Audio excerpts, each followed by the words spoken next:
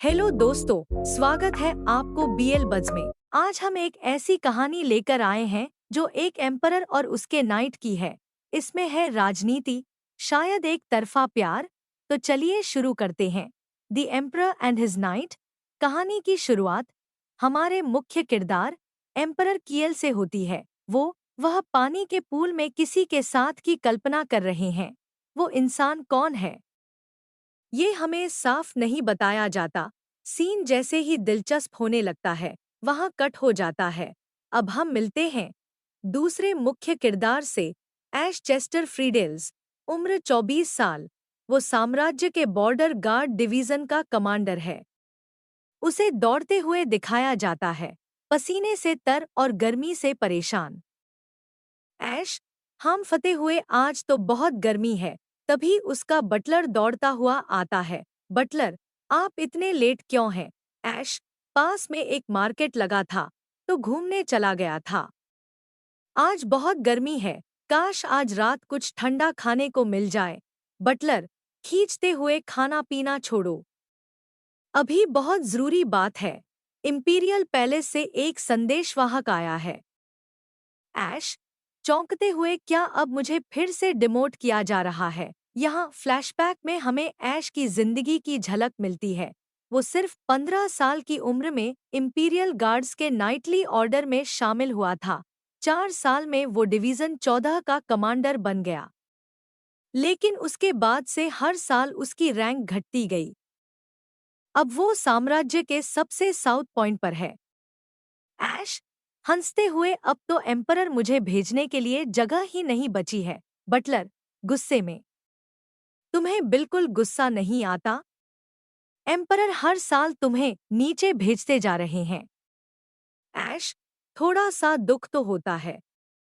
Buttler, अब तो बस कोई रिमोट आइलैंड बचा है जहां तुम्हें भेजा जा सकता है। ऐश, एक्साइटेड होकर, रिमोट आइलैंड? वाह, अच्छा होगा। बटलर उसे चुटकी काटता है। ऐश, दर्द से दर्द हुआ। बटलर, तुम अब 24 साल के हो। तुम्हारे सारे भाई बहन अच्छे घरों में शादी कर चुके हैं। अगर तुम यहाँ फंसे रहोगे तो शादी कैसे होगी? ऐश, सच का एहसास होते हुए, ठीक है, चलो मैं मैसेंजर से मिल लेता हूँ। बटलर, गुस्से में, मैं अभी बात कर रहा हूँ। कम से कम इस बार तो सीरियस हो जाओ। दोनों दरवाजा खटखटाते हैं। ऐश जैसे ही कमरे में दाखिल होता है, उसे देखकर खुशी और हैरानी से चौंक जाता है। सामने खड़ा है इसाइल, उसका पुराना दोस्त, साथी नाइट और अब शाही प्रिंसेस का पति। ऐश, खुश होकर, इसाइल, कितने साल बाद मिल रहे हैं। कैसे हो इसाइल? तुम बिल्कुल नहीं बदले हो। ऐश, तो बताओ, इस बार क्या संदेश लाए हो? क्या अब मुझे किसी और आइलैंड पर भेजा जा रहा है? इसाइल, हंसते हुए, तो तुम्हें लगता है मैं फिर से डिमोशन का संदेश लेकर आया हूँ?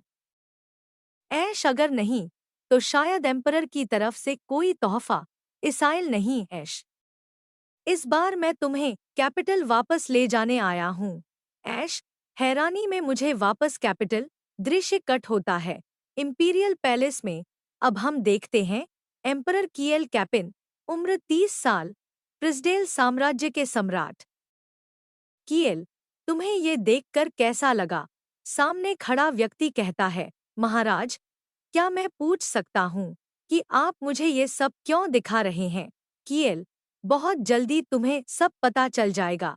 सामने खड़ा शख्स कोई और नहीं बल्कि एलन चेस्टर है, मार्क्वेस चेस्टर का सबसे बड़ा बेटा और ऐश का बड़ा भाई। एलन, हैरान होकर, आपको ये कहाँ से मिला? और आप मुझे ही क्यों दिखा रहे हैं? पता चलता है कि ये 500 साल पुरानी इंपीरियल मैरिज लॉ की किताब के 76 में से 11 पन्ने हैं, जो पूरी तरह खो चुकी थी। कुछ हिस्से जला दिए गए थे और बाकी का कोई अता पता नहीं था। लेकिन इसमें जो नियम लिखा है वो चौंकाने वाला है।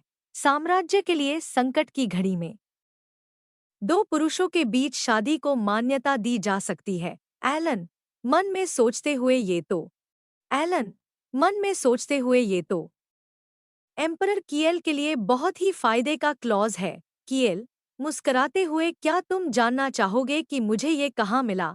एलन, अब जब ये मौजूद है तो मुझे फर्क नहीं पड़ता कि ये कहाँ से मिला। किएल, धीरे से, ये तुम्हारे ही घर के बेसमेंट से मिला है। एलन, पूरी तरह से चौंकते हुए, क्या? फिर से सीन ऐश पर कट होता है। ऐश, मुझे ही क्यों वापस बुलाया जा रहा है? इसाइल, एम्परर ने मुझे खास तौर पर कहा है कि तुम्हें वापस लाओ। ऐश, मजाक में इस बार क्या? फायर किया जाने वाला हूँ। इसाइल, हंसते हुए, तुम अभी भी वैसे के वैसे ही हो। ऐश, मुझे तो लगा था अगला पड़ाव कोई आइलैंड होगा। इसाइल, गंभीर होकर, क्या हुआ है एम्परर को? वो हर दिन तुम्हें मिलने आता था, लेकिन फिर भी हर साल तुम्हें डिमोट करता रहा।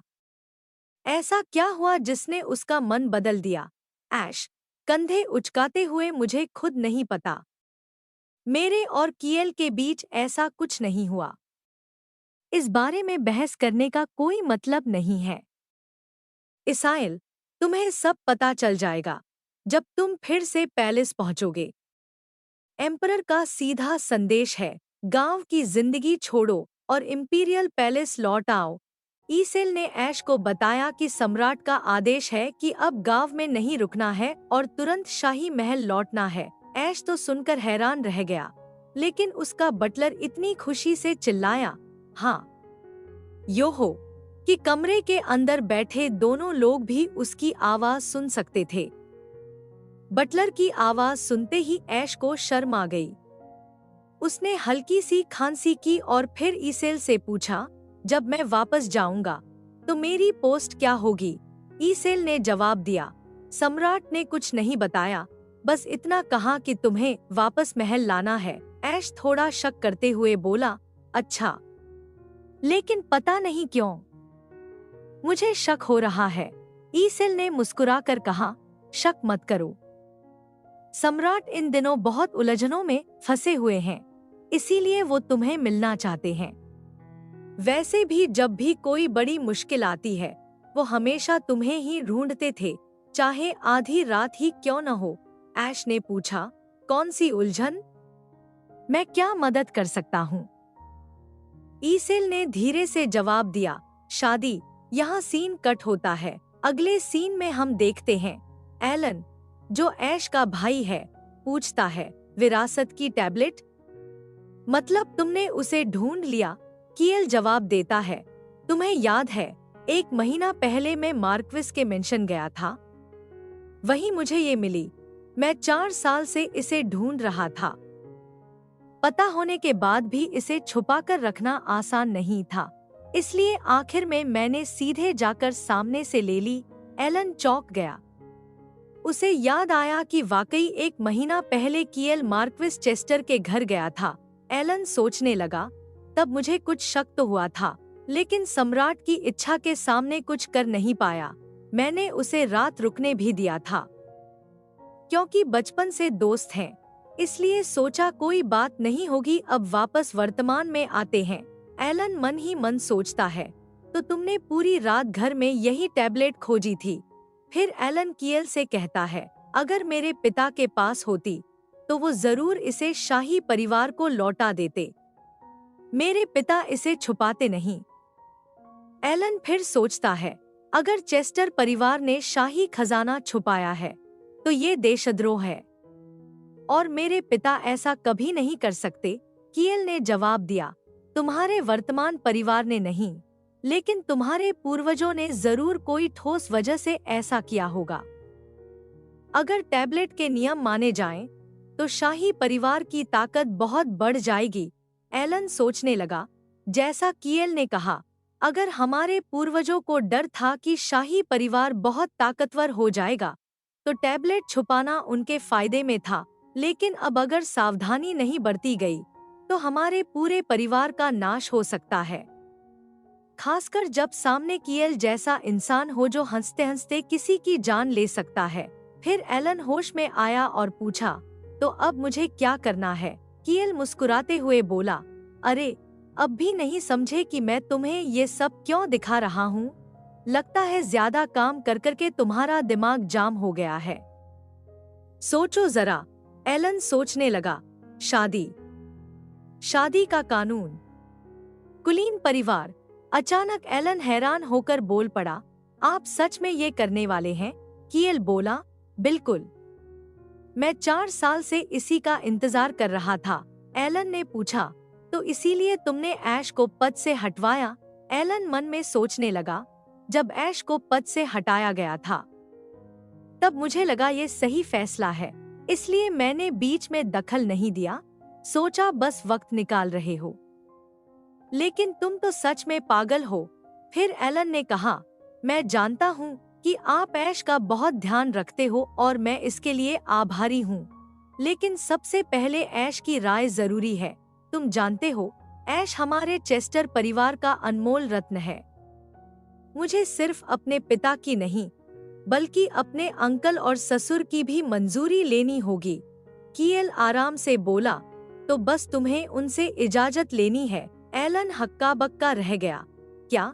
कीएल ने शरारती मुस्कान के साथ कहा, मैं ऐश को मना लूंगा और तुम्हें जिम्मेदारी लेनी होगी, वरना तुम खुद बाहर फेंक दिए जाओगे। तुम्हारे पास सिर्फ 3 दिन हैं। एलन ने पूछा, क्या तुम फिर से ऐश को धोखा दोगे? कीएल मुस्कुराते हुए बोला, धोखा नहीं, मैं तो बस उसे खूबसूरत मानता हूँ और उसे पसंद करता हूँ। यहाँ सीन फिर कट होता है और हम वापस ऐश और ईसेल की बातचीत पर आते हैं। ऐश मन में सोचता है, शादी? ईसेल कहता है, सम्राट की उम्र 30 साल हो गई है, लेकिन वो अब तक कुंवारे हैं। ऐश सोचता है, उनके दुश्मन इतने ताकतवर हैं कि उन्हें एक मजबूत आधार बनाने के लिए शादी करनी ही पड़ेगी। ईसेल कहता है, सम्राट इन दिनों बहुत चिड़चिड़े हो गए हैं और मुझे लगता है कि वो तुम्हें मिलना चाहते हैं। ऐश बोलता है, ठीक है, जब उन्होंने बुलाया है तो जाऊंगा। ईसेल मुस्कुराते हुए कहता है, यह तुम्हारे लिए भी अच्छा रहेगा। दोनों साथ में डिनर करते हैं और वाइन पीते हैं। अगला सीन, सामान पैक हो चुका है। ऐश बिस्तर पर लेटा सोचता है, तुम कितने खुश हो, इतनी जल्दी सब तैयार कर लिया। क्या वाकई तुम इतने बेसब्र हो महल लौटने के लिए? ऐश अपने बटलर के बारे में सोच रहा था। फिर ऐश मन में सोचता है, पिछले 4 सालों में मैंने कभी नहीं सोचा कि मैं यहाँ क्यों हूँ। अब हमें चेस्टर परिवार का वंशवृक्ष दिखाया जाता है। ऐश के पिता प्रधानमंत्री, उसकी माँ एक सम्मानित कुलीन परिवार से, 2 अंकल, एक हाई प्रीस्ट और दूसरा होली नाइट, बड़ा भाई एलन, ऑफिसर, जिसे हमने पिछले चैप्टर में देखा था, ऐश खुद डिवीजन कमांडर, 2 छोटे भाई, दोनों होली नाइट्स के कमांडर लेवल पर या उससे ऊपर।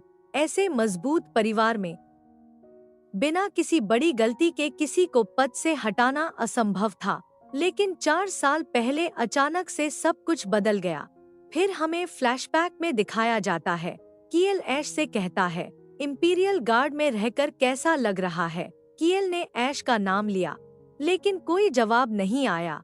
कीएल ऐश के पास झुककर मुस्कुराते हुए बोला। कीएल ऐश से पूछता है कि क्या वह उससे बात करते करते सो गया था। ऐश इस सवाल पर चौंक जाता है। कीएल फिर पूछता है कि क्या वह थका हुआ है। ऐश हल्की मुस्कान के साथ जवाब देता है कि हाँ, वह लगातार 3 दिन से ड्यूटी पर था और कल ही उसे आराम मिला है। वह माफी मांगता है, लेकिन कीएल बेपरवाही से कहता है कि उनके बीच माफी की कोई जरूरत नहीं है। फिर कीएल कहता है कि लगता है ऐश ने उसकी बात सुनी नहीं। इस पर ऐश जवाब देता है कि उसने सुनी है और बताता है कि महल की गार्ड ड्यूटी बहुत अच्छी है। पवित्र शूरवीर से ट्रांसफर हुए उसे 1 साल ही हुआ है, इसलिए थोड़ी अजीब लगती है, लेकिन वह जल्दी ही ढल जाएगा। कीएल मुस्कुराकर कहता है कि अच्छा हुआ उसने खुद ऐश को गार्ड कैप्टन नियुक्त किया था, लेकिन वह ऐश को थोड़ा आराम करने की सलाह देता है क्योंकि उसके गाल पतले हो रहे हैं। आश हल्के से हंसते हुए कहता है कि ये उम्र की वजह से हो रहा है। लेकिन कियल मजाकिया अंदाज में कहता है कि उसके गाल वैसे नहीं हैं जो उम्र के साथ पतले हो जाए। पहले तो उसके गाल इतने सफेद और मोटे थे कि जैसे दोनों तरफ स्टीम बंस चिपके हों। आश अपने गालों को छूते हुए थोड़ा झेंप जाता है और कहता है कि उसे चिढ़ाना बंद करें। अब वह 20 का हो चुका है, जल्द ही शादी करेगा और एक घर का मुखिया बनेगा। अगर कियल ऐसे करेगा तो प्रिंसेस आयरा के सामने उसे शर्मिंदगी होगी। कियल अचानक चौंक कर कहता है कि आश की मंगेतर तो उसकी बहन है ना। आश याद दिलाता है कि ये सगाई कियल ने जबरदस्ती करवाई थी। आश मन ही मन सोचता है कि ये सिर्फ जबरदस्ती नहीं, बल्कि पूरा धोखा था। किसने सोचा था कि अचानक बुलाए गए भोज का मतलब उसकी सगाई पार्टी होगी। उसे तो 3 दिन बाद पता चला। कियल बेपरवाही से कहता है कि उसने ऐसा इसलिए किया ताकि आश शाही परिवार से आधिकारिक रूप से बंध जाए। चेस्टर परिवार कितना भी प्रतिष्ठित हो, शाही परिवार की बराबरी नहीं कर सकता। आश थोड़ा उदासी से कहता है कि उसने ऐसा चाहा ही कब था। कियल गंभीर होकर पूछता है कि क्या आश शादी करेगा और बच्चे भी पैदा करेगा।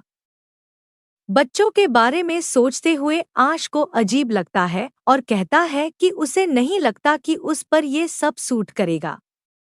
कियल मन ही मन सोचता है कि एक बच्चे का बच्चा, कितनी अजीब बात है। आश फिर कियल से कहता है कि असल में शादी तो उसे करनी चाहिए, क्योंकि अब उसकी शादी में देर हो रही है और लोग तरह तरह की बातें करने लगे हैं। कियल पूछता है कि लोग क्या कह रहे हैं। आश थोड़ी हिचकिचाहट के बाद बताता है कि लोग कह रहे हैं कि महाराज की काबिलियत में कुछ कमी है, इसलिए शादी नहीं हो रही।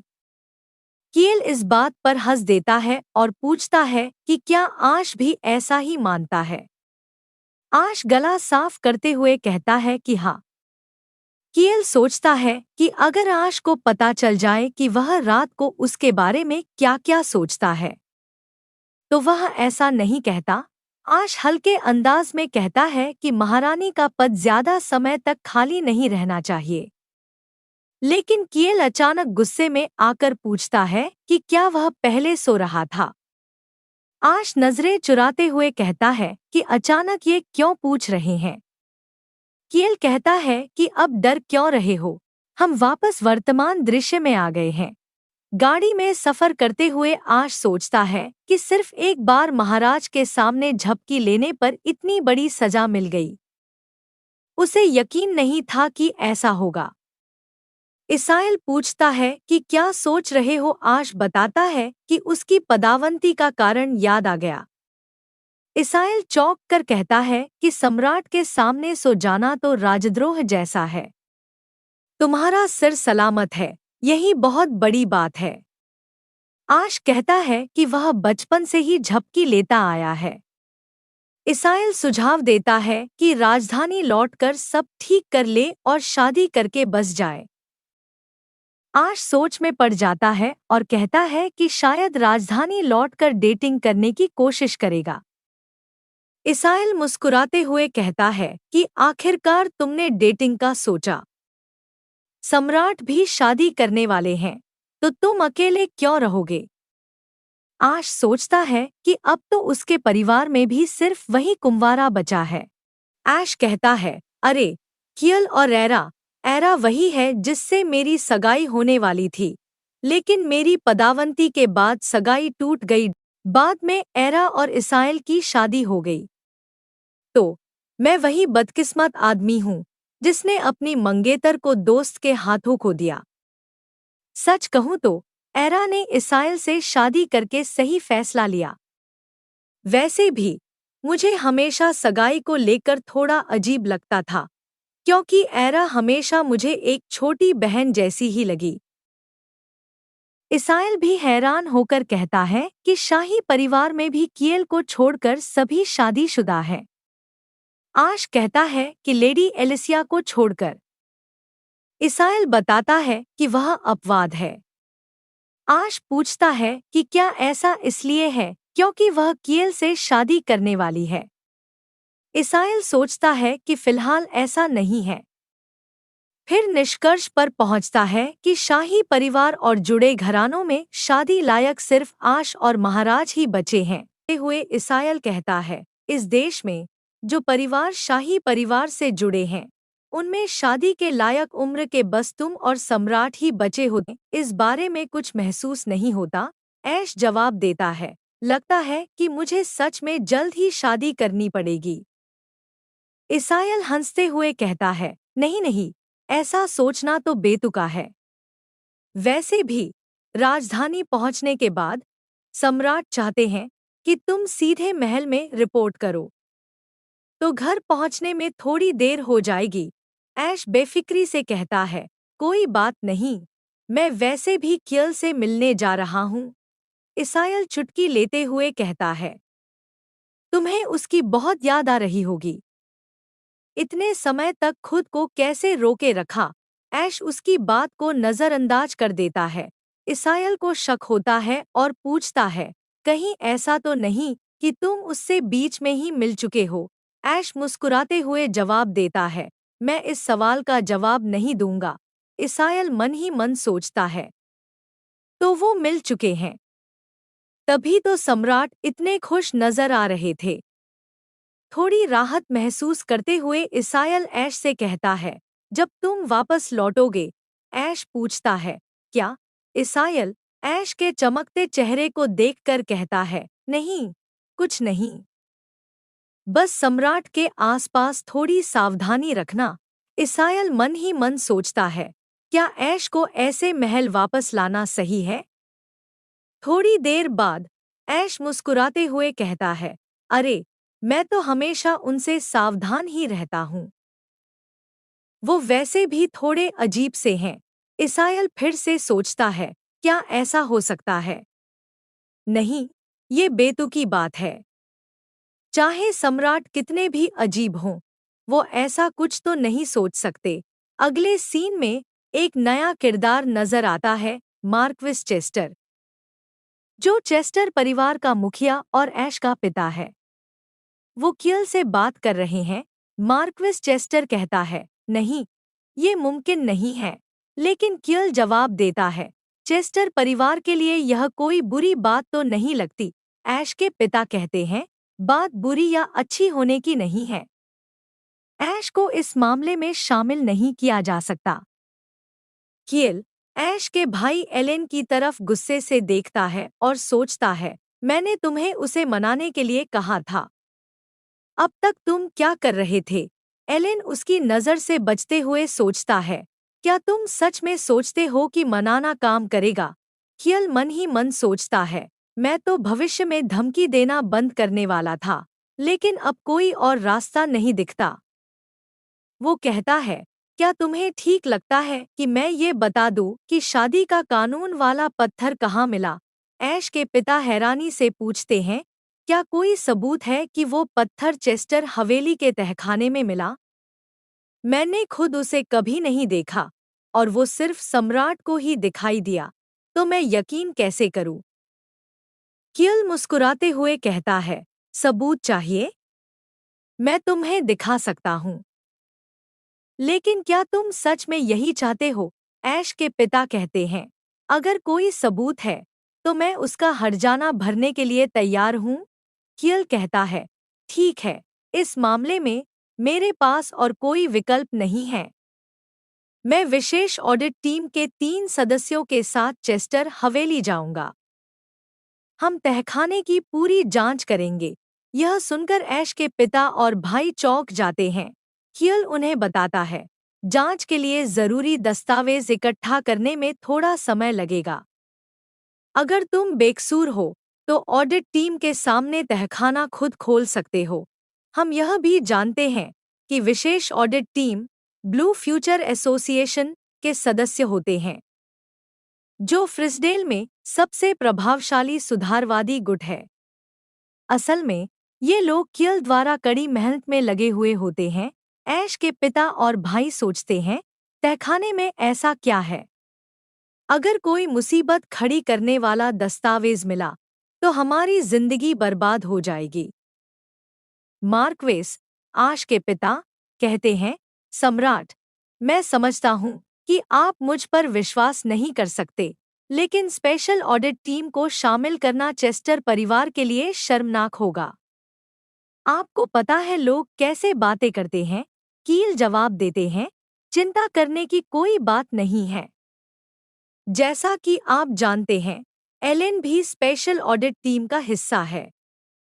एलेन की स्थिति को देखते हुए, हम कोई ऐसा दस्तावेज नहीं छोड़ेंगे जिससे यह लगे कि मार्क्वेस का ऑडिट किया गया है। ठीक है, अब हम तुरंत रवाना हो जाते हैं। इसाइल, क्रूने और मैक्केन इसके लिए बिल्कुल सही होंगे। अगर ये 3 लोग हैं, तो मार्क्वेस के महल में उनका आना कोई अजीब बात नहीं होगी। मार्क्वेस सोचते हैं, वे एलेन और आश के दोस्त हैं, लेकिन यही तो इसे अजीब बनाता है। वे दोस्ती के कारण चीजों को नजरअंदाज करने वाली तरह के लोग नहीं हैं, और वे बेहद चौकस होते हैं। मार्क्वेस कील से पूछते हैं, सम्राट, यह बहुत अचानक है। आपको हमें कुछ समय देना चाहिए। कील जवाब देते हैं, आप क्या कह रहे हैं? देश में हर कोई जानता है कि लॉर्ड चेस्टर का चरित्र सही और ईमानदार है। बात यह है कि जब तक चेस्टर के तहखाने से वह पत्थर की पट्टी नहीं निकलती, तब तक चिंता करने की कोई बात नहीं है। मार्क्वेस सोचते हैं, यह हरामी, उसने एक जाल बिछाया है। अगर यह कील है, तो वह शायद अपनी बात साबित करने के लिए नकली पत्थर की पट्टी रखेगा।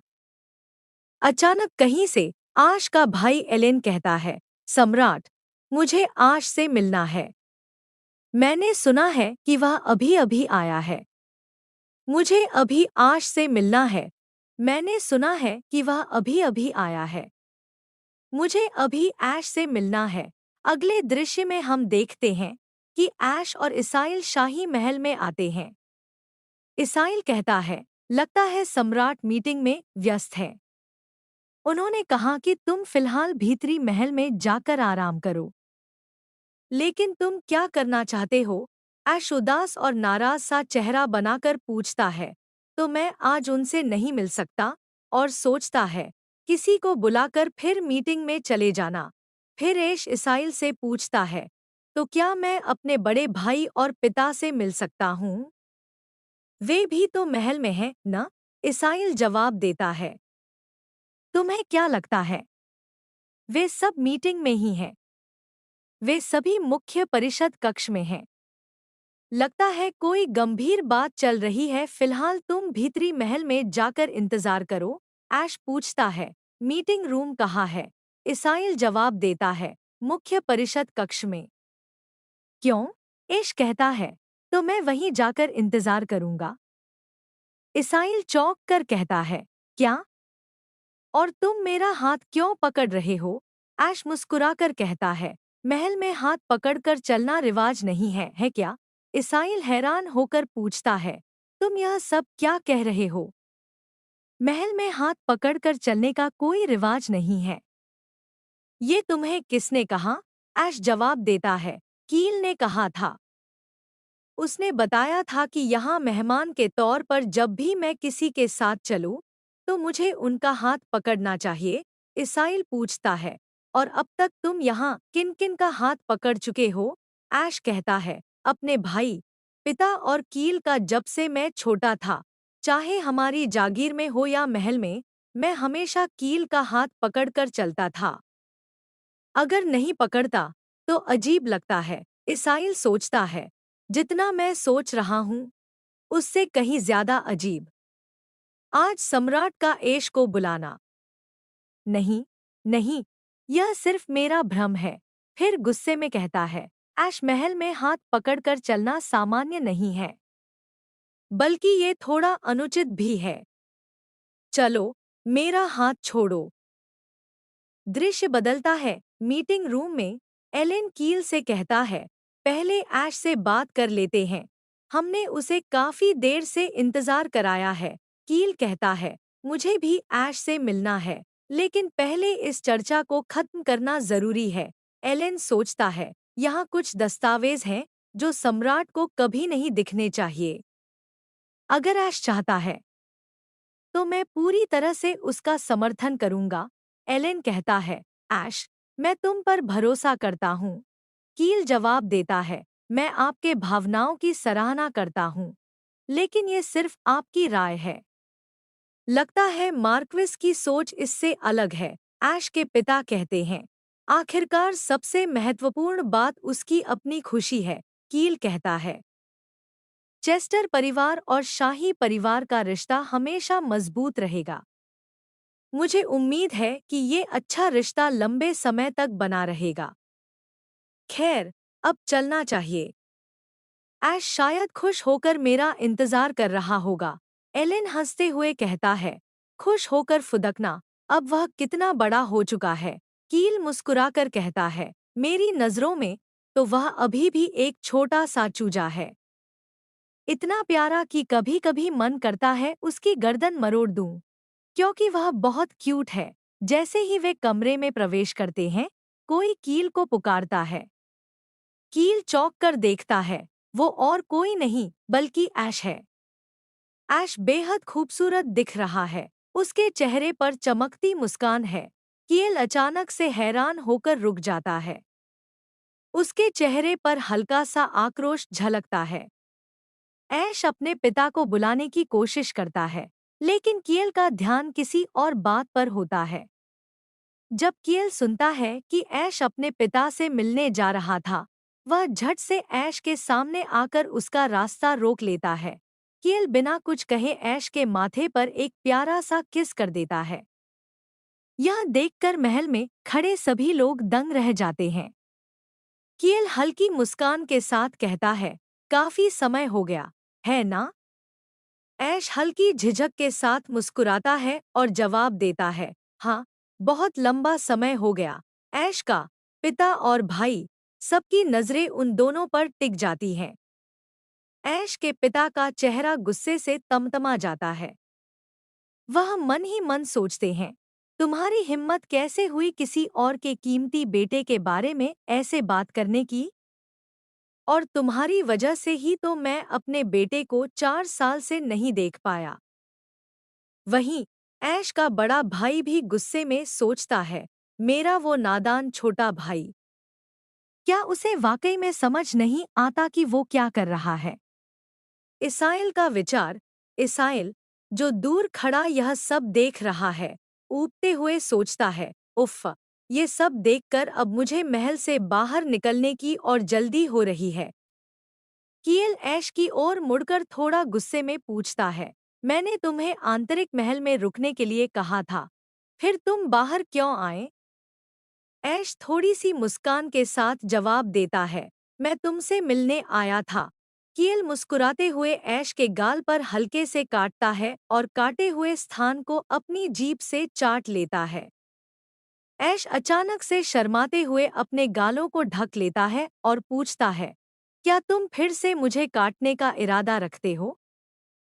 कील मस्ती भरे अंदाज में कहता है, तो क्या? लोग हमारे आसपास चाहे जो भी करें, हम तो अपनी ही दुनिया में हैं। कील अचानक बात बदलते हुए कहता है, चलो, गिनीज ने तुम्हारे आने की खुशी में ढेर सारी पेस्ट्री और ब्रेड बनाई है। ऐश का चेहरा खुशी से खिल उठता है। सच में? कील मुस्कुराकर जवाब देता है, हाँ, तुम्हारे लिए बहुत सारी चीजें तैयार की गई हैं। अगर तुमने नहीं खाया तो गिनीज बुरा मान जाएगा। ऐश भूख से चमकते हुए कहता है, ठीक है, मुझे भूख भी लग रही है। वह अपने पिता की ओर मुड़कर कहता है, मैं रात के खाने तक वापस आ जाऊंगा। भाई, बाद में मिलते हैं। दोनों हाथों में हाथ डाले हॉल से बाहर निकलते हैं। ऐश का पिता और भाई सम्मान में सिर झुकाते हैं, लेकिन उनके चेहरे पर चिंता और गुस्सा साफ झलकता है। दोनों मन ही मन सोचते हैं, हमें तुरंत वापस जाकर उस टैबलेट की खोज करनी होगी। रास्ते में चलते हुए ऐश हल्की मुस्कान के साथ कियल से पूछता है, तुम्हारा समय कैसे बीत रहा है?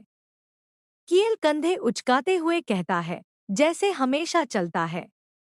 महल का जीवन एक जैसा ही होता है। और तुम बैकन में क्या कर रहे थे? ऐश खुश होकर कहता है, तुमने पिछली बार देखा था ना? मैंने मछली पकड़ने का जाल फेंकना सीख लिया है। अब मैं मछली पकड़कर उनके सिर काटने और साफ करने में भी माहिर हो गया हूँ। कियल गर्व से कहता है, वाह, बहुत बढ़िया। दूर जाकर कुछ नया सीखना ही चाहिए। इसाइल, जो दूर से उन्हें देख रहा है, अपनी सांसें भरते हुए सोचता है, ऐश वो बेवकूफ। मुझे लगा था कि वो अपने काम में तेज और समझदार है, लेकिन अब लग रहा है वो तो पूरी तरह पागल है। मैंने कुछ नहीं देखा, कुछ नहीं सुना। कियल रुककर ऐश से कहता है, मैंने तुम्हारे लिए आंतरिक महल में आराम की व्यवस्था कर दी है। आज वहीं रुक जाओ। ऐश हल्की हंसी के साथ कहता है, तुम्हारा आंतरिक महल? नहीं, मैं तो एस्टेट वापस जाना चाहूंगा। माँ और भतीजों से मिलना है। कियल का चेहरा अचानक गंभीर हो जाता है। अच्छा, ये तो अफसोस की बात है। मैंने तुम्हें कुछ दिखाने का प्लान किया था। ऐश उत्सुकता से पूछता है, क्या है वो? कियल कहता है, रॉयल फैमिली का एक खजाना मिला है, लेकिन वो कल दोपहर तक ही यहाँ आएगा। ऐश सोचते हुए कहता है, तो क्या मुझे कल तक यहाँ रुकना चाहिए? कियल खुशी से पूछता है, क्या तुम रुकोगे? ऐश मुस्कुराते हुए कहता है, ठीक है, लेकिन मुझे मार्क्विस परिवार को संदेश भेजना होगा। कियल कहता है, मैं देख लूंगा। वो इसाइल को बुलाता है, मार्क्विस ऑफ चेस्टर को खबर दो कि ऐश यहीं रुकने वाला है और तुम भी वापस जा सकते हो। इसाइल सम्मान में झुकते हुए कहता है, जैसा आप कहें, महाशय। फिर वह धीरे से वहां से चला जाता है। ऐश का हाथ थाम कर कहता है, ओह, तो अब तुम्हारे जोड़ दिखने लगे हैं। जब तुम छोटे थे तो वो सारा बेबी फैट उन्हें छुपा देता था। दोनों बिस्तर पर आमने सामने लेटे हुए हैं। ऐश जवाब देता है, मैंने काफी वजन घटा लिया है। अब मैं पतला हो गया हूँ।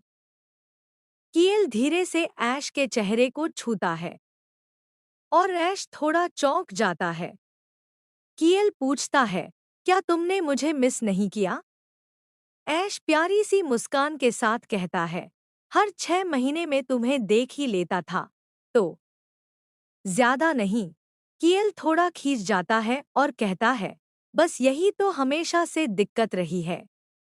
वो ऐश को देखता है और सोचता है, ऐश को अभी भी समझ नहीं आया। असली वजह जो मैंने उसे डिमोट किया, वो बहुत पर्सनल थी। फिर कहानी फ्लैशबैक में जाती है, ऐश के डिमोशन से एक दिन पहले। कियल सोचता है, मैंने कितनी रातें जागकर ये सोचने में गुजारी कि प्रपोज कैसे करूं। और ये बेवकूफ सबसे जरूरी पल पर सो गया। उसे ऐश की कई बातें याद आती हैं। और फिर हम वापस वर्तमान में आते हैं। कियल ऐश के गालों को थामता है और सोचता है, तुम वाकई इतने क्यूट हो, मन करता है तुम्हारी गर्दन काट लूं। फिर वो कहता है, मैंने तुम्हें सिर्फ प्रपोजल के लिए डिमोट नहीं किया। मैं चाहता था तुम होश में आओ। जब कियल ने ऐश को जन्मदिन की शुभकामनाएं भेजी थी और पूछा था, तुम ठीक हो? क्या मुझे मिस करते हो? तो ऐश ने जवाब दिया था, मुझे यहाँ अच्छा लग रहा है। शिकार, मछली पकड़ना, जाल बनाना और खाना बनाना सीख रहा हूँ। वो चिट्ठी पढ़कर कियल ने अपने बटलर से कहा, इसे लोअर रीजन में डिमोट कर दो। अगले साल कियल ने फिर से जन्मदिन की बधाई के साथ एक अंगूठी भेजी, लेकिन ऐश ने वो अंगूठी वापस लौटा दी, यह कहकर कि वो उसके उंगली में फिट नहीं बैठती। फिर कियल ने गुस्से में कहा, इसे साउदर्नमोस्ट रीजन भेज दो। बटलर बोला, जी, सर। कियल ने सोचा, मैंने उसे खुलेआम अंगूठी दी थी। फिर भी उसे उसका मतलब समझ नहीं आया और उसका नतीजा ये हुआ कि दुख मुझे ही झेलना पड़ा। अब सिर्फ एग्जीक्यूशन बाकी है। डॉक्यूमेंट्स छांटने में 10 साल लग गए, प्राचीन रिकॉर्ड्स खोजने में 3 साल और उस टैबलेट को ढूंढने में 4 साल। कीएल ऐश की ओर देखता है और पूछता है, क्या तुम सच में नहीं जानते या सिर्फ दिखावा कर रहे हो? ऐश हैरानी से पूछता है, क्या? कीएल सोचता है, जिस प्लान का मैंने 17 सालों से सपना देखा है उसे अब पूरा करने का समय आ गया है। फिर वो कहता है, ऐश, अब तुम्हारे शादी करने का वक्त भी आ गया है। ऐश हल्के अंदाज में बोलता है, हम शायद अब कर ही लेनी चाहिए, बाकी सब तो कर चुके हैं। लेकिन क्या तुम्हारे लिए ज्यादा जरूरी नहीं है? मैं तो बस 24 का हूँ, तुम तो 30 के हो ना? अचानक कीएल झुककर ऐश को चूम लेता है। ऐश एकदम हैरान रह जाता है, लेकिन वो उसे पीछे नहीं हटाता, बल्कि किस में साथ देता है। उस किस के बाद कीएल उसकी आंखों में देखकर धीरे से कहता है, चलो शादी कर लेते हैं। और ऐश बस चुपचाप हैरानी में उसे देखता रह जाता है। ऐश बोला, ठीक है। कीएल उसके जवाब से हैरान रह गया। ऐश फिर कैजुअली कहता है, ओह हाँ, रास्ते में इसाइल से शादी को लेकर बात हुई थी। तो फिर एक पार्टी रखते हैं? कीएल थोड़ी हैरानी से पूछता है, इतनी जल्दी पार्टी? ऐश मुस्कुराता है, अब तो पार्टी करना ट्रेंड बन चुका है ना? कीएल सोच में पड़ गया, फिर बोला, नहीं, ये तो सही सोच है, शादी का ऐलान करने के लिए इससे बेहतर तरीका नहीं हो सकता। मैंने पहले ये आइडिया क्यों नहीं सोचा? लोगों के विरोध को शांत करने का सबसे आसान तरीका है एक धांसू पार्टी। राजधानी के सारे बड़े लोगों को बुलाओ, टैबलेट को सबके सामने पेश करो और वहीं शादी का ऐलान कर दो। अगर शादी शाही परिवार और चेस्टर फैमिली के बीच हो रही हो, तो किसी की हिम्मत भी नहीं होगी कुछ बोलने की। अगला सीन, चेस्टर हवेली। ऐश के पापा बोलते हैं, लगता है मैं फंस गया हूँ। और सोचते हैं, तहखाने में कुछ नहीं था। तभी कोई आता है और कहता है, हाय हाय, फिर से मूर्ख बना दिए गए।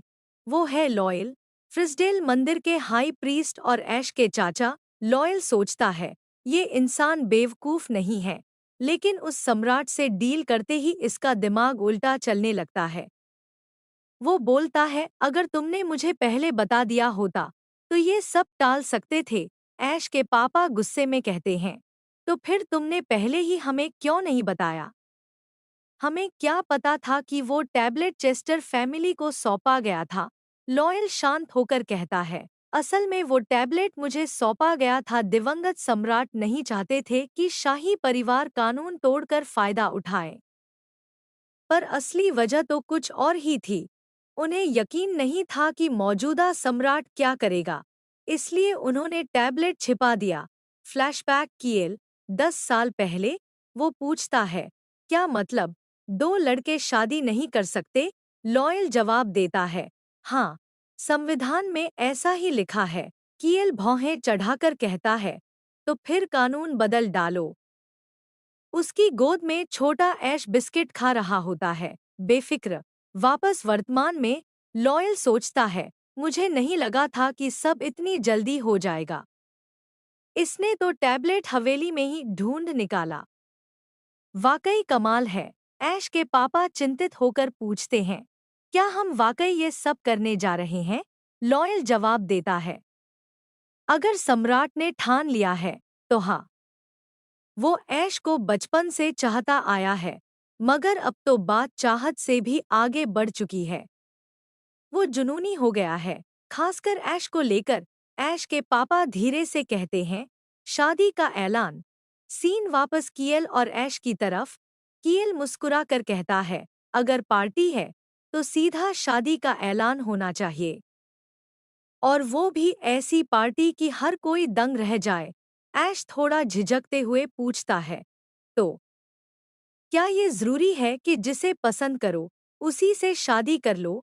कियल कुछ पल के लिए स्तब्ध रह जाता है। ऐश धीरे से बोलता है, मेरा मतलब, मैं शादी से पहले थोड़ा डेट करना चाहता हूँ। इसाइल ने सजेस्ट किया कि पार्टी हो जिससे मैं लोगों से सहजता से मिल सकूं।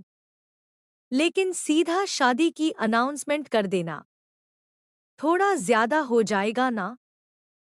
फिर ऐश आगे कहता है, इसाइल ने कहा था जब राजधानी लौटेंगे तब एक भव्य पार्टी रखना। फ्रिस्डेल के सारे रईस, आसपास के राज्यों के राजा रानी और आम लोग, सबको बुलाओ।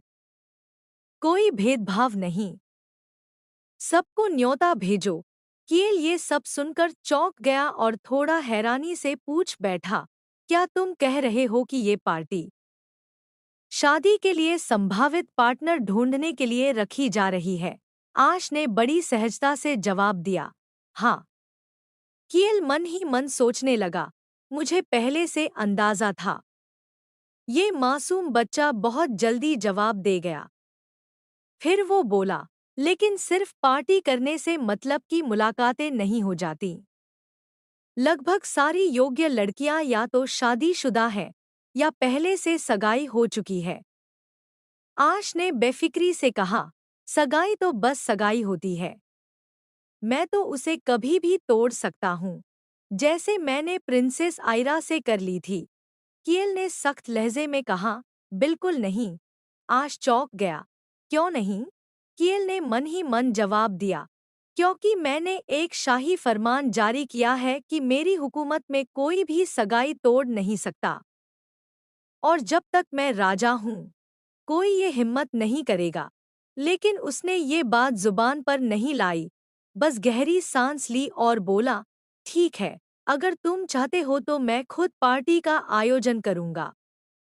राजधानी की सभी योग्य कन्याओं को बुलाया जाएगा। और वैसे भी मुझे अपनी दुल्हन ढूंढनी है। आश ने मुस्कुरा कर कहा, ओह बहुत बढ़िया। मुझे लगता है डबल वेडिंग एकदम परफेक्ट होगी। कील ने आंखें सिकोड़ते हुए पूछा, तुम डबल वेडिंग करना चाहते हो? आश ने हंसते हुए जवाब दिया, खास इच्छा नहीं है, लेकिन अगर किएलनिम के साथ हो तो मुझे अच्छा लगेगा। वैसे भी एक तीर से दो निशाने लग जाएंगे, पैसे और समय दोनों की बचत। कील का चेहरा थोड़ा सख्त हो गया, लेकिन वो मुस्कुराकर बोला, ठीक है, ये अच्छा रहेगा, काफी मजेदार भी होगा।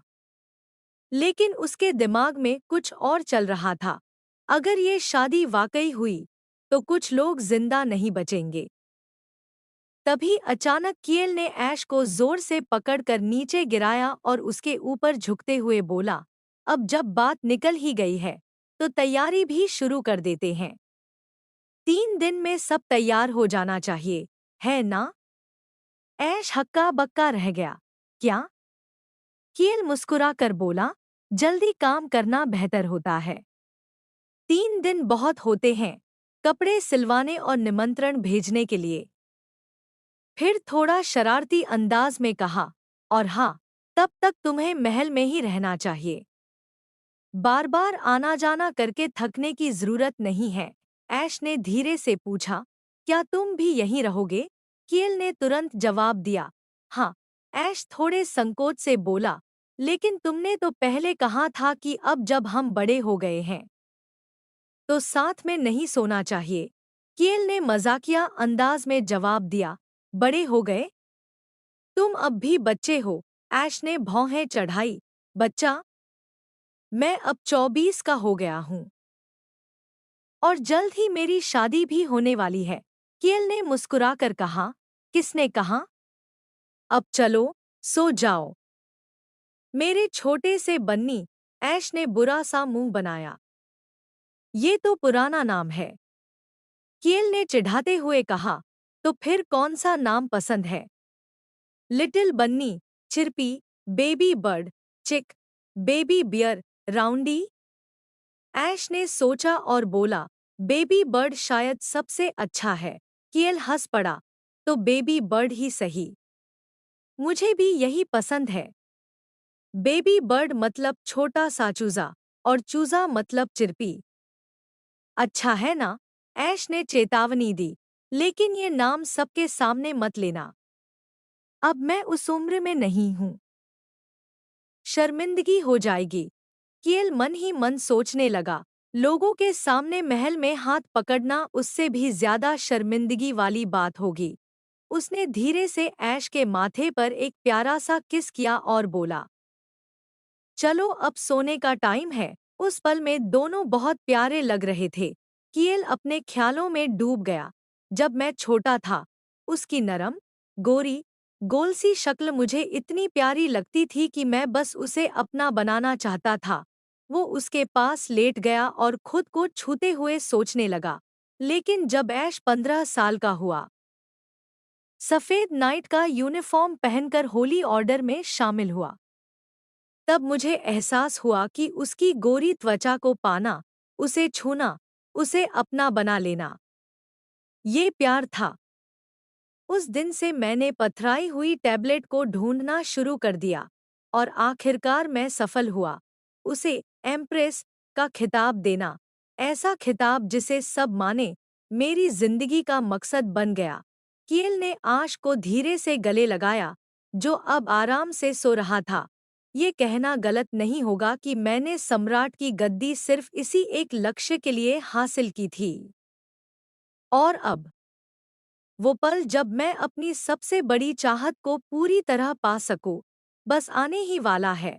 चैप्टर की शुरुआत होती है ऐश के पिताजी के चाचा लॉयल के विचारों से। ऐश अपनी जगह, लेकिन उस टैबलेट का सामने आना, ये तो वाकई चिंता की बात है। वे सोचते हैं। वो आगे एक और गंभीर बात पर सोचते हैं। राजघराने की शादी के नियमों में एक अपवाद जोड़ा जाना। ऐसे अपवाद आम तौर पर कोई बड़ी बात नहीं होते, वो सोचते हैं, लेकिन इन्हें लागू करना बहुत ही कम होता है।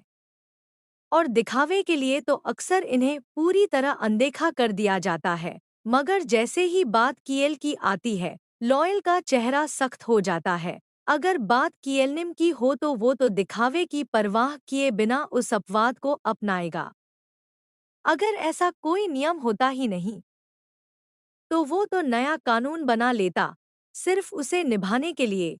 वो गहरी सांस लेते हैं और सोचते हैं, 17 साल पहले भी और अब भी परेशानी की जड़ हमेशा कियल ही रहा है।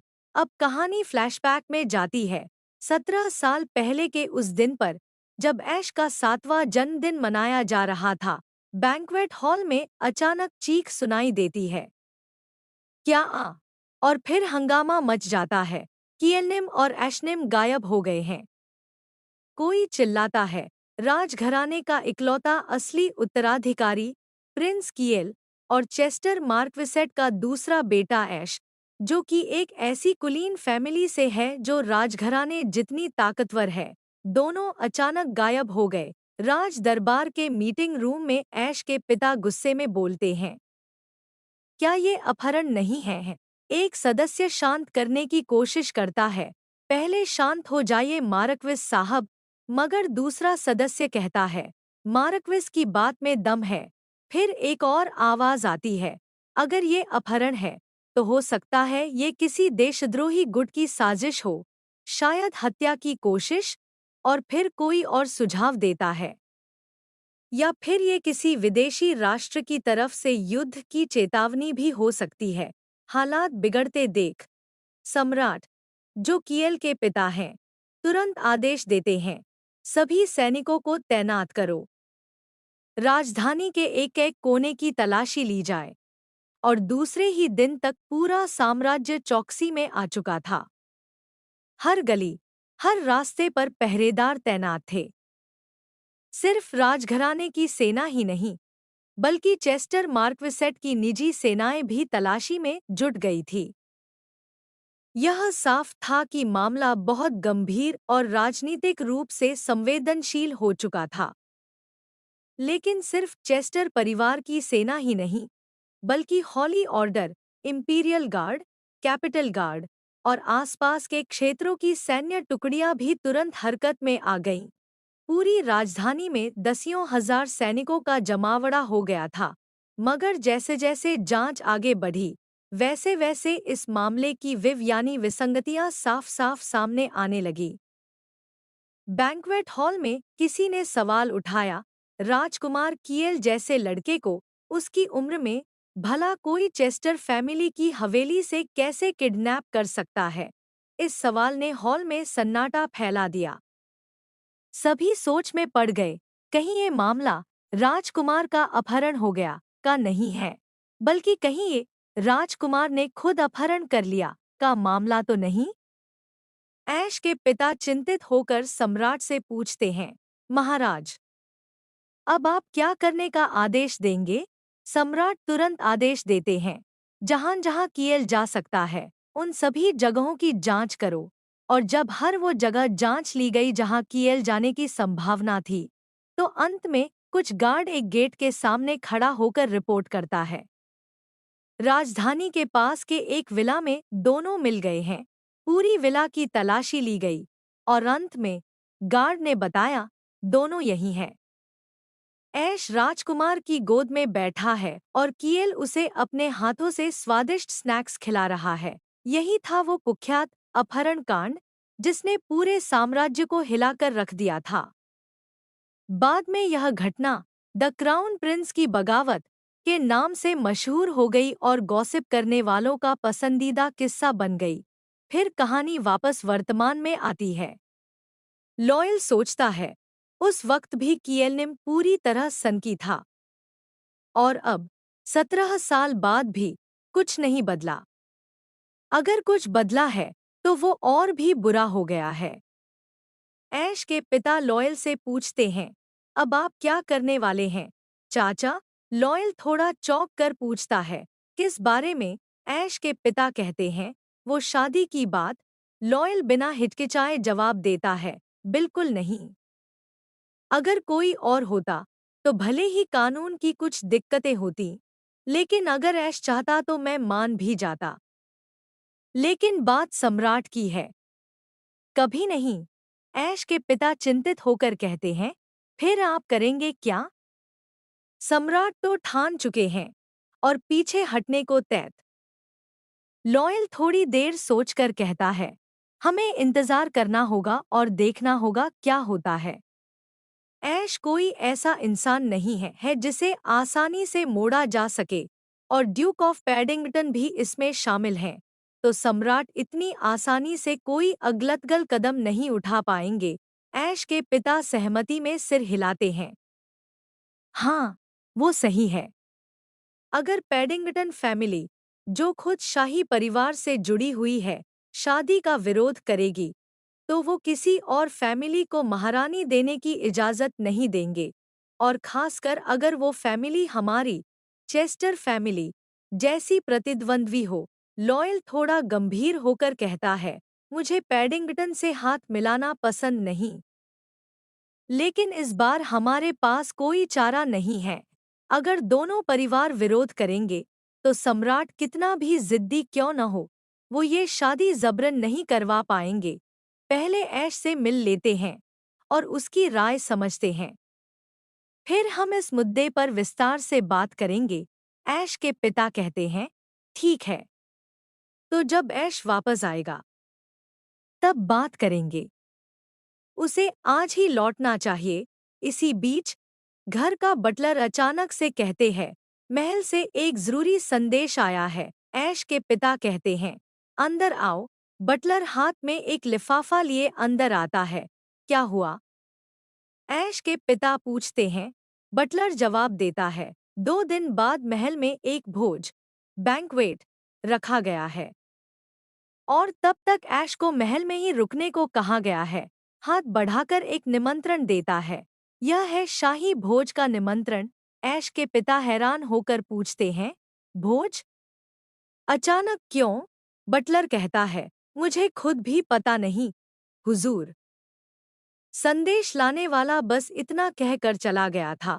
लॉयल बोले, खोलो इसे। ऐश के पिता थोड़े घबराए हुए बोले, मुझे सच में खोलने का मन नहीं है। लॉयल ने कहा, हमें फिर भी इसे खोलना ही होगा ताकि हम समझ सके कि जवाब कैसे देना है। दोनों ने धीरे से निमंत्रण खोला और जैसे ही उन्होंने पढ़ा, वो दोनों पूरी तरह हैरान रह गए। उन्होंने लगभग चौंक कर कहा, ये तो स्टीम्ड बन्स डे, स्टीम्ड बन डे है। अगले सीन में ऐश इसेल से बात कर रहा होता है। इसेल पूछता है, स्टीम्ड बन्स डे ये क्या है? ऐश शांत भाव से जवाब देता है, हाँ। वह निमंत्रण पढ़ता है। गेहूं की फसल की कटाई का जश्न मनाने, संघर्ष कर रहे रेस्टोरेंट उद्योग को नया जीवन देने और किसानों का मनोबल बढ़ाने के उद्देश्य से सम्राट कियल कैपिन 12वें आज के दिन को स्टीम्ड बन्स डे घोषित करते हैं। इस खास मौके पर सम्राट स्वयं एक भोज की मेजबानी करेंगे। राजधानी के सभी कुलीनों को अनिवार्य रूप से शामिल होना होगा। इसेल बड़बड़ाता है, ये क्या बकवास है। वह सोचने लगता है, इतने सारे गेहूं से बने खाने हैं, रोटियां, केक, पास्ता, तो फिर स्टीम्ड बन्स ही क्यों? और फिर इस त्योहार का नाम स्टीम्ड बन्स डे, क्या मजाक है ये? वह निराश होकर सोचता है, क्या सम्राट इतिहास में पहला ऐसा शासक बनना चाहता है जिसने स्टीम्ड बन्स डे घोषित किया? अगले सीन में हम मीटिंग रूम देखते हैं। एक अधिकारी सवाल उठाता है, इतने अच्छे नाम हो सकते थे, जैसे गेहूं दिवस, कृषि उत्सव, हार्वेस्ट फेस्टिवल वगैरह, लेकिन इन्हें स्टीम्ड बन्स डे ही क्यों चुनना पड़ा? वह अधिकारी कोई और नहीं बल्कि मैकेन, स्पेशल ऑडिट टीम का एडमिनिस्ट्रेटिव एडवाइजर होता है, जो ऑडिट प्रशासन के लिए जिम्मेदार है। दूसरा व्यक्ति जवाब देता है, और क्यों नहीं? क्योंकि उनकी महामहिम को स्टीम्ड बन्स बहुत पसंद है। साफ बात है, यह व्यक्ति क्रून है, कियल के सबसे करीबी सहयोगी और स्पेशल ऑडिट टीम का सदस्य।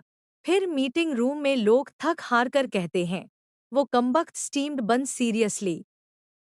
अब तो बस उसकी शादी करवा दो, कानून बनाना पड़े तो बनाओ, बस शादी करवा दो उसकी। और उसकी तो पर्सनैलिटी भी हमेशा से थोड़ी संदिग्ध रही है, लेकिन मुझे नहीं लगा था कि वो इस हद तक जाएगा। यह बातें चल रही हैं स्पेशल ऑडिट टीम के सदस्यों के बीच। क्रून पूछता है, अब इस बार वो क्या प्लान कर रहा होगा? सोच भी नहीं सकते, मैकेन थके हुए अंदाज में कहता है। जो भी हो, क्या हम कम से कम इस नाम के बारे में कुछ कर सकते हैं? मैं इतिहास में उस आदमी के नाम से नहीं जाना चाहता जिसने स्टीम्ड बन्स डे घोषित किया। क्रून शांति से कहता है, छोड़ो, अब तो वो नाव कब की पानी में उतर चुकी है। मैकेन माथा पकड़ते हुए कहता है, मेरे लिए तो अब भी नहीं उतरी। तुम क्या चाहते हो? मैं जिंदगी भर शर्म के साथ जीऊं? तभी अचानक दरवाजे से एक ठंडी, गूंजती आवाज आती है, अगर इंसान हो तो शर्म आनी चाहिए।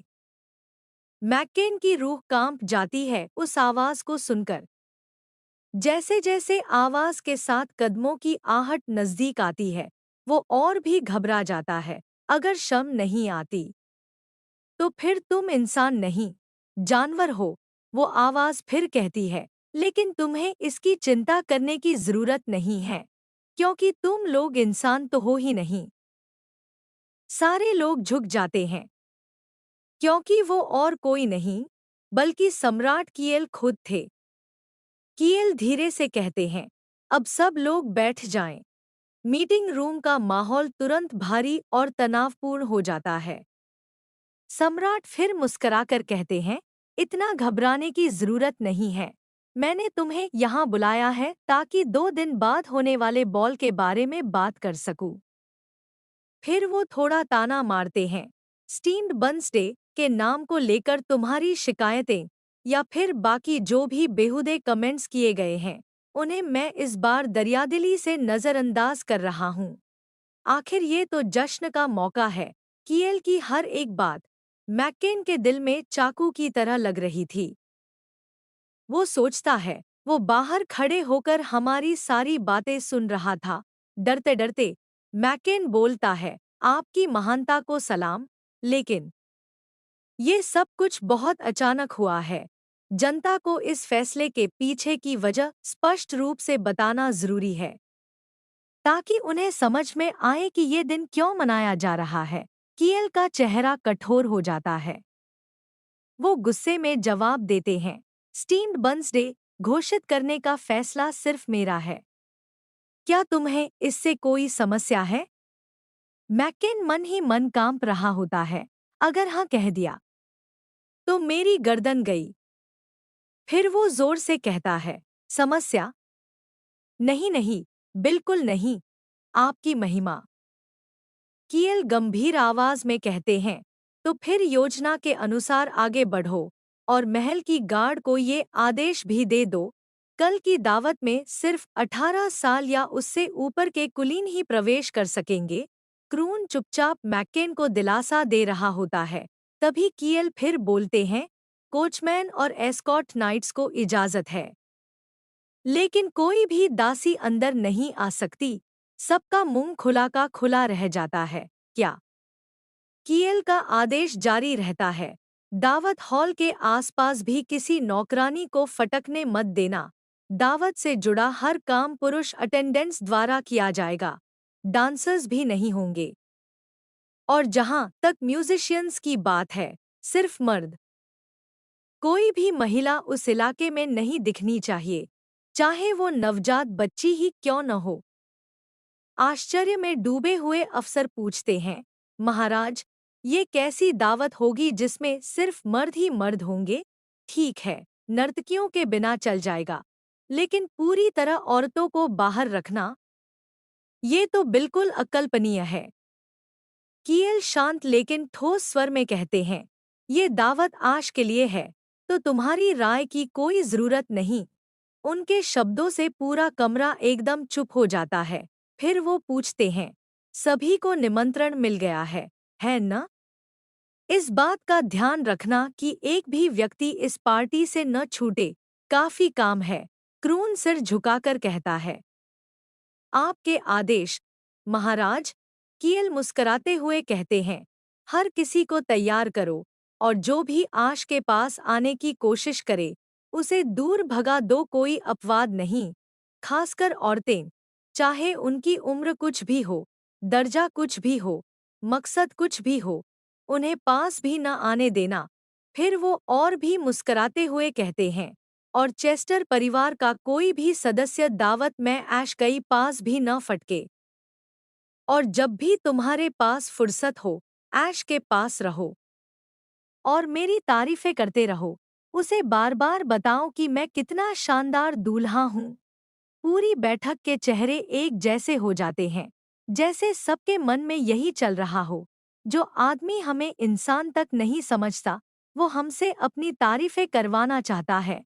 क्रून हिम्मत करके पूछता है, लेकिन महाराज, अगर आप चाहते हैं कि हम आपको एक उपयुक्त वर के रूप में बढ़ा कर बताएं, तो क्या इसका मतलब यह है कि आप? कियल ने घंटी बजाई।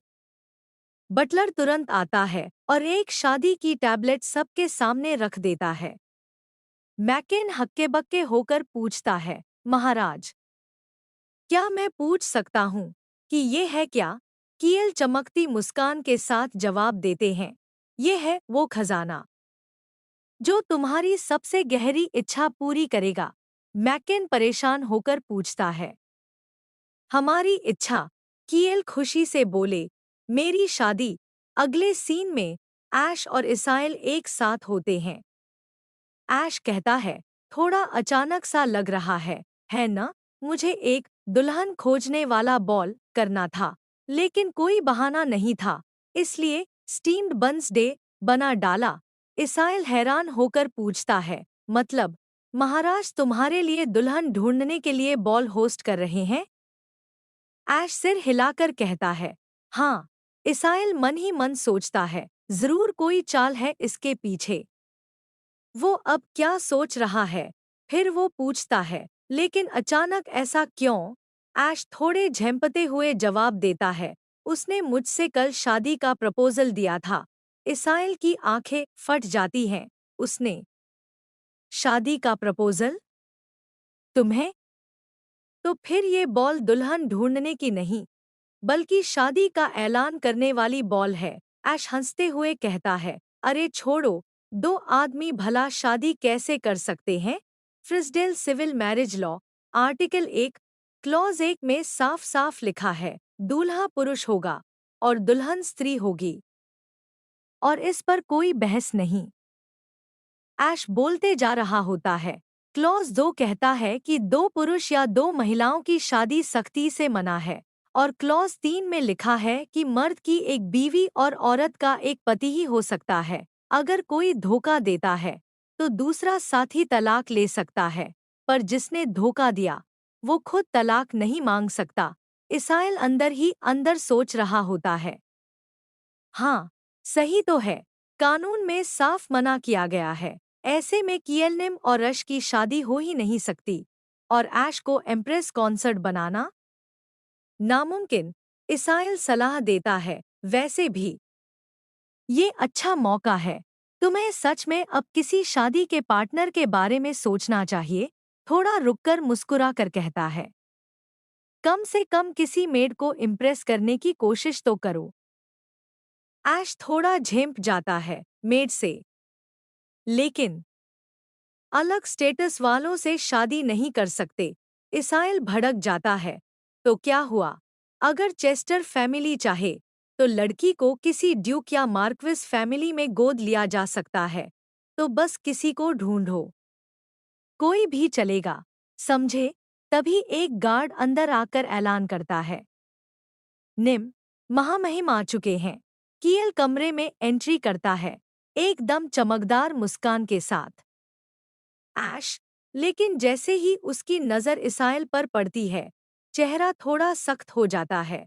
और आप यहाँ कैसे? इसाइल शांत जवाब देता है, ऐश ने कहा था कि वो मेरे बेटे रयान से मिलना चाहता है, तो बस थोड़ा रुक गया। किएल की नज़र जाती है, छोटा बच्चा रयान ऐश के बेड पर चैन से सो रहा होता है। तुम मेरे भांजे से मिलना चाहते थे? ऐश धीरे से हाँ में सिर हिलाता है, हाँ, मैंने कभी उससे मुलाकात नहीं की थी। कियल थोड़ी नाराजगी छुपाते हुए कहता है, तो फिर चलो, कोई बात नहीं। तभी बच्चा जाग जाता है। इसाइल कहता है, जाग गए, छोटे जनाब।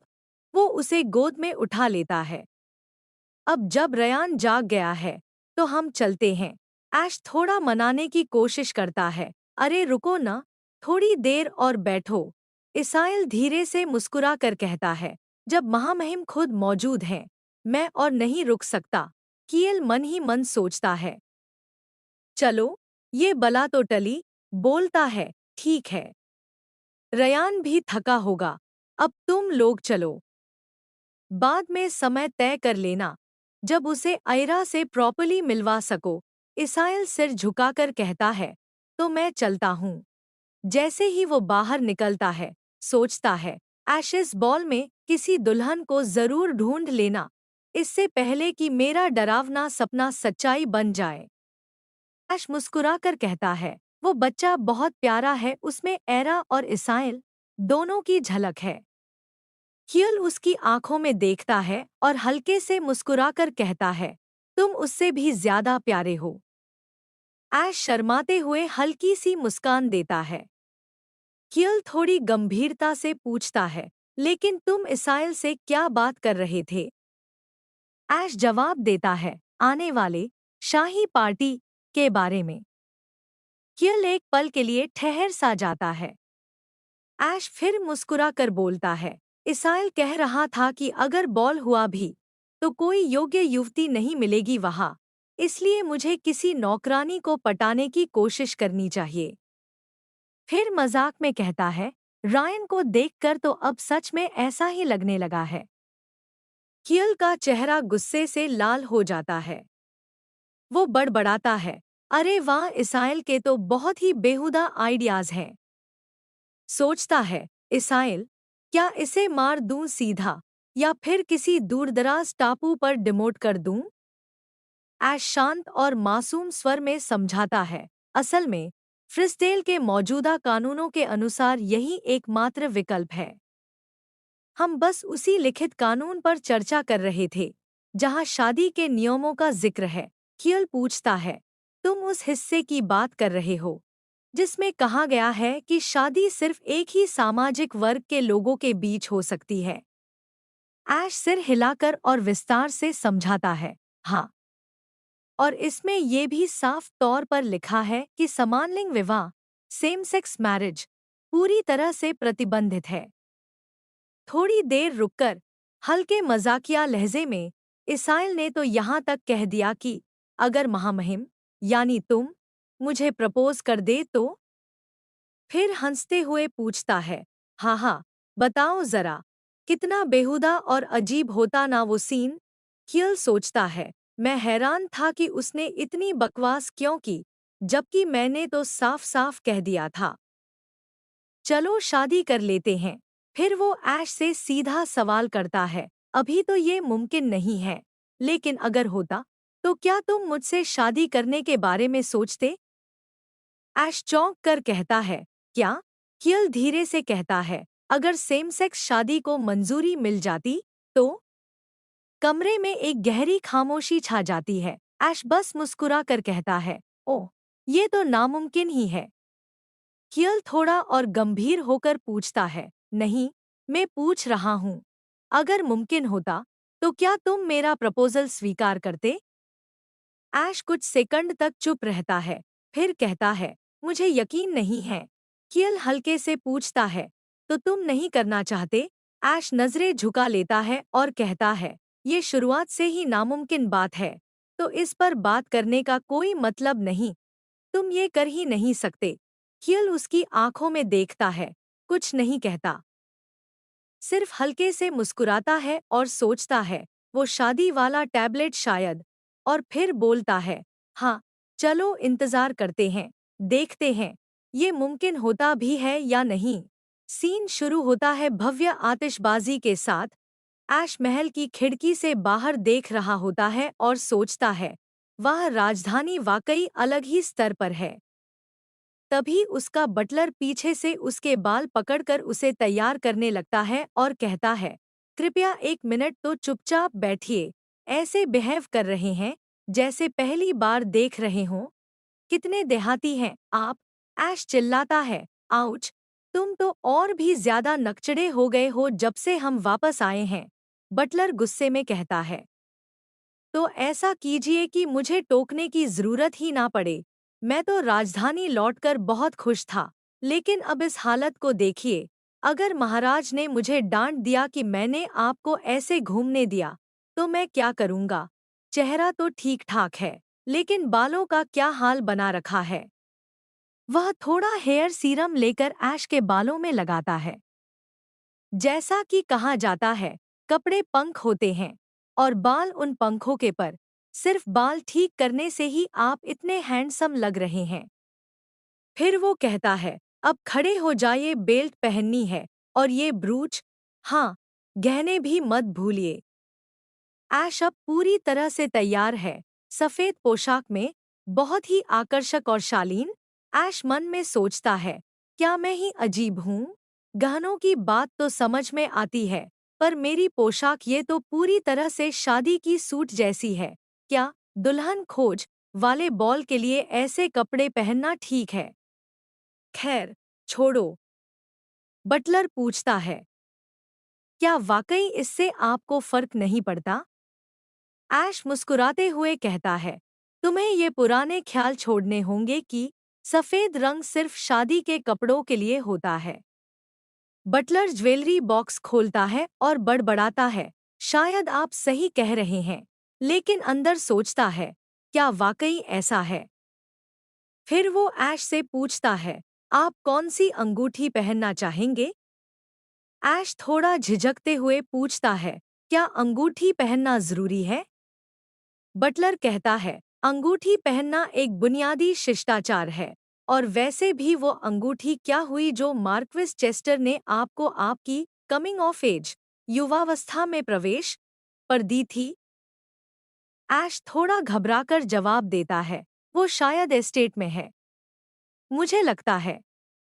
बटलर नाराज हो जाता है और सख्त आवाज में कहता है, अशानीम, ऐश जल्दी से जवाब देता है, ओह हाँ, हाँ। वो मेरे कमरे के ज्वेलरी बॉक्स में होनी चाहिए शायद। बटलर नाराज होकर बोलता है, ऐशनीम, आप वो अंगूठी क्यों नहीं पहनते जिस पर आपके खानदान की मुहर खुदी है? अभिजात वर्ग में वो अंगूठी आपके रुतबे का सबूत होती है। वो गहरी सांस लेता है और खुद को शांत करता है। खैर, अब तो कोई अंगूठी चुनिए, इनमें से कौन सी पहनेंगे? बटलर दो अंगूठियां दिखाता है। एक एक साधारण लेकिन सुंदर डायमंड वाली अंगूठी।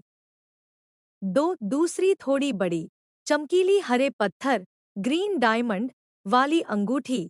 ऐश थोड़ी देर सोचकर हरे पत्थर वाली अंगूठी की तरफ हाथ बढ़ाता है, लेकिन तभी बटलर नाराज हो जाता है और आंखों से ही मना कर देता है। ऐश मुस्कुराकर चुपचाप पहली, साधारण वाली अंगूठी चुन लेता है। बटलर तुरंत खुश हो जाता है और कहता है, आह! आपने बहुत अच्छा चुनाव किया। ये अंगूठी उस पोशाक के लिए बिल्कुल सही है, ना ज्यादा भड़कीली ना कम। इसे पहन लीजिए। अचानक दरवाजा खुलता है और किएल अंदर आता है। वो कहता है, मुझे ही अंगूठी पहनानी चाहिए। ऐश उसे देखता है, मुस्कुराता है और प्यार से कहता है, किएल नीम, और दौड़कर उसके पास जाकर उसके गाल पर एक हल्का सा प्यारा सा किस करता है। दोनों एक दूसरे को देखकर मुस्कुराते हैं। महल के बाहर लोगों की भारी भीड़ जमा हो रही है, हर तरफ चहल पहल है। इसी बीच एक रहस्यमय नई महिला किरदार दिखती है। वो धीमे स्वर में रूसी लहजे जैसी आवाज में कहती है, सारे प्रतिष्ठित लोग यहाँ इकट्ठा हो रहे हैं। और उसके चेहरे पर एक चालाक सी मुस्कान उभरती है। सीन फिर से अंदर लौटता है, जहाँ किएल ऐश को देख रहा है और सोचता है, ये तो बिल्कुल ताजे ताजे भाप से निकले हुए बंस, भाप में पके सॉफ्ट ब्रेड जैसा लग रहा है। और वो अचानक ऐश के गाल को चाट लेता है। ऐश झटके से पीछे हटता है। किएल, प्लीज ऐसा करना बंद करो। किएल मुस्कुराता है और कहता है, क्यों? तुम आज इतने स्वादिष्ट लग रहे हो, इतने अच्छे से तैयार हुए हो। फिर ऐश के बटलर की ओर देखता है। बटलर, तुमने अच्छा काम किया है। बटलर झुककर कहता है, यह तो मेरा कर्तव्य था, महाराज। किएल मुस्कुराकर कहता है, तुम्हारा यह प्रयास व्यर्थ नहीं जाएगा, अब जाकर चाय तैयार करो। बटलर जवाब देता है, जैसा आदेश, महाराज। बॉल हॉल से संगीत की आवाज आने लगती है और ऐश दरवाजे की तरफ देखता है। किएल अपना हाथ आगे बढ़ाता है और कहता है, अंगूठी दो, मैं खुद पहनाऊंगा। ऐश मुस्कुराकर कहता है, ठीक है। वो अपना हाथ आगे करता है और किएल उसे अंगूठी पहनाता है। किएल कहता है, जैसा सोचा था, बहुत सुंदर लग रही है। ऐश हल्की सी शर्म से मुस्कुराता है, तुम्हें अच्छा लगा तो मुझे भी लगता है कि मैं आज ठीक ठाक लग रहा हूँ।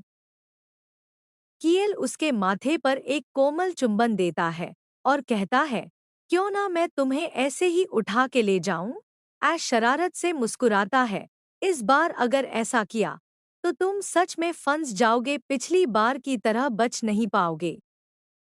किएल धीमे से कहता है, अगर तुम्हारी मर्जी हो तो वो अपहरण थोड़ी ना कहलाएगा। ऐश मुस्कुराकर पूछता है, अगर तुम वाकई मुझे किडनैप करते तो कहाँ ले जाते? किएल मुस्कुराकर पूछता है, तो बताओ, कहाँ ले जाऊं तुम्हें? ऐश जवाब देता है, चलो किसी वीरान टापू पर चलते हैं, हमेशा से जाना चाहता था वहां। किएल थोड़ा मुस्कुराता है और कहता है, चलो उससे भी बेहतर कोई जगह सोचते हैं, जहां तुम चाहोगे, मैं ले चलूंगा। मन में सोचता है, अगर ये हनीमून की बात हो, तो मैं कहीं भी जा सकता हूँ। लेकिन आज की रात की दावत को एकदम परफेक्ट बनाना जरूरी है। फिर वह ऐश से कहता है, मुझे अब जाना चाहिए। मुझे भी तैयार होना है। ऐश थोड़ा हैरान होकर पूछता है, बिना चाय पिए ही जा रहे हो? किएल हंसते हुए कहता है, इस बार चाय तुम्हें अकेले पीनी होगी, मुझे भी बॉल के लिए तैयारी करनी है। अगले सीन में दावत शुरू हो चुकी है, महल रोशनी से जगमगा रहा है। ऐश मेहमानों से मिल रहा है, मुस्कुरा रहा है, नम्रता से स्वागत कर रहा है।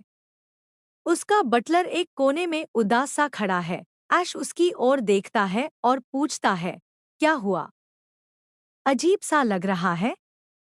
बटलर धीरे से कहता है, ये अजीब नहीं तो और क्या है। दावत तो महल में हो रही है, लेकिन अभी तक एक भी औरत नजर नहीं आई। अब तक जिनसे भी मिले हैं, सब पुरुष ही थे। ऐश शांत भाव से कहता है, शायद इसलिए क्योंकि हम अभी तक बस हॉलवे में हैं। जब बॉल हॉल में जाएंगे, तब शायद कुछ अलग नज़ारा हो। बटलर थोड़ा परेशान होकर कहता है, मैं तो सोच रहा था कि जैसे ही कोई मेड या हैंडमेडर पास से गुजरती, तुम्हें सिखाऊंगा कि कैसे हल्के फुल्के अंदाज में बातचीत शुरू करनी है। बटलर हल्के हंसी में कहता है, तो ठीक है, अब अंदर जाकर अपना बेस्ट देना। ऐश दरवाजा खोलकर बॉल हॉल में प्रवेश करता है। सामने का दृश्य अद्भुत होता है। चमचमाती लाइट्स, स्वादिष्ट व्यंजन और रॉयल सजावट। ऐश मन में सोचता है, वैसे इस दावत में महिलाएं इतनी कम क्यों हैं? वो अपनी कजिन की ओर बढ़ता है और मुस्कुराकर कहता है, नूना, कैसी हो तुम? लेकिन तभी कोई अचानक बीच में आ जाता है, और वो कोई और नहीं बल्कि मक्केन और क्रिने होते हैं। ऐश थोड़ा हैरान होकर हंसते हुए कहता है, तुम दोनों को देखकर अच्छा लगा। सुना है कि तुम लोग स्पेशल ऑडिट टीम में शामिल हो गए हो। मक्केन मजाकिया अंदाज में कहता है, हाँ, और वहां तो हालत खराब है। हर दिन डांट खा रहे हैं, इधर से उधर भाग रहे हैं। वैसे इतने समय बाद राजधानी वापस आकर कैसा लग रहा है? परिवार से मिलकर तो अच्छा लग रहा होगा, है ना? ऐश थोड़ा झिझकते हुए कहता है, अभी तक मिला नहीं।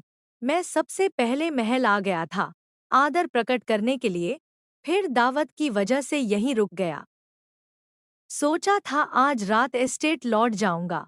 दोनों मन में सोचते हैं, ये बदला है। बचपन में जो तुम्हें सबसे अलग किया गया था, उसका हिसाब बराबर हो रहा है। क्रिने मुस्कुराते हुए कहता है, वैसे स्वागत है तुम्हारा। तो तुम यहाँ दुल्हन ढूंढने आए हो? सुनकर थोड़ी हैरानी हुई कि तुम दावत में आ रहे हो, क्योंकि तुम तो आम तौर पर इन सब से दूर रहते हो। अब सच में बड़े हो गए हो। ऐश मुस्कुराते हुए कहता है, मैं भी अब बड़ा हो रहा हूँ। शायद अब वक्त आ गया है कि मैं शादी के बारे में गंभीरता से सोचूं। इतना कहते ही मक्केन और क्रिने दोनों के दिमाग में अचानक कियल की वो बात घूम जाती है, जब उसने अपने बारे में कहा था कि एक अच्छा पति बनने के लिए उसमें क्या-क्या खूबियां हैं। क्रिने हंसते हुए कहता है, सही कहा। अब तुम्हें भी सेटल हो जाना चाहिए। और वैसे भी सम्राट को भी अब शादी कर ही लेनी चाहिए। मक्केन भी जोड़ता है, बिल्कुल। सोचो, ऐसा इंसान जो दिखने में शानदार, दिमाग से तेज, दिल से नेक और सोच से प्रोग्रेसिव हो। उसने अभी तक शादी क्यों नहीं की? है ना क्रिने? क्रिने हामी भरते हुए कहता है, बिल्कुल। सम्राट कियल जैसा दूसरा कोई नहीं। वाकई में वो एक बेहतरीन इंसान है। मक्केन पूछता है, कुछ और जोड़ना है? क्रिने सोचता है और कहता है, नहीं, सब कुछ तो कह दिया हमने। लेकिन ऐश उनकी तारीफों को पूरी तरह अनसुना कर देता है और मुस्कुरा कर कहता है, पर अब मुझे भूख लग रही है। और उसकी नज़र सामने लगे हुए भाप से गर्म गर्म स्टीम बंस पर पड़ती है। वो खुशी से उछलता है और सीधे खाने की टेबल की तरफ भाग जाता है। अचानक दावत हॉल का दरवाजा खुलता है। हर कोई उस ओर देखता है। ऐश भी अपने हाथ में स्टीम बंस लेकर मुड़ता है और सामने खड़ा होता है उसका परिवार। उसके पिता, भाई और अन्य लोग दरवाजे से प्रवेश करते हैं। ऐश खुश होकर हाथ हिलाता है, ह्यूगी, पापा। और तभी उसकी नज़र एक नई, अनजान पर सुंदर लड़की पर पड़ती है, जो मुस्कुरा रही होती है और बहुत ही शाही लग रही होती है। वो और कोई नहीं, बल्कि अलिशा पैडिंगटन, कियल की कजिन। और इसी के साथ ये चैप्टर यहीं खत्म होता है। उम्मीद है आपको वीडियो पसंद आया होगा और वीडियो को लाइक, कमेंट करें और चैनल को सब्सक्राइब करें एंड थैंक्स फॉर वॉचिंग।